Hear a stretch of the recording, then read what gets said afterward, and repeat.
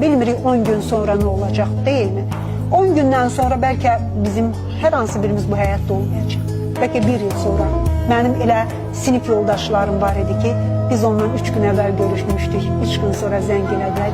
Bir gece yoxu getirdik. Bəzilərinin müharibədə getdi. Görüşmüştük, şəhid oldu, geldi. Hiç birimiz hiç gün hayatımızı bilmirik. En önemli şey nedir? Biz bu dünyadan gelende ne yapacağız? Bu paltarları da burada koyup gideceğim. Bu kulağımıza taktığımız, boynumuza her şeyi. Hatta adımızı koyup gideceğiz. Her şeyi burada koyup gidecek. Hiçbir şey yapamayacak. En sevdiklerimiz bile bizi torpağa tapşırıp dönecekler. Onlar da bizi terk edecek o anda. Bizden ne kalacak? Bir şey. Biz olmayandan biri, 2 yıl, 3 yıl sonra bile bizi hatırlayanda kimse diyecek ki adam kimdir adam.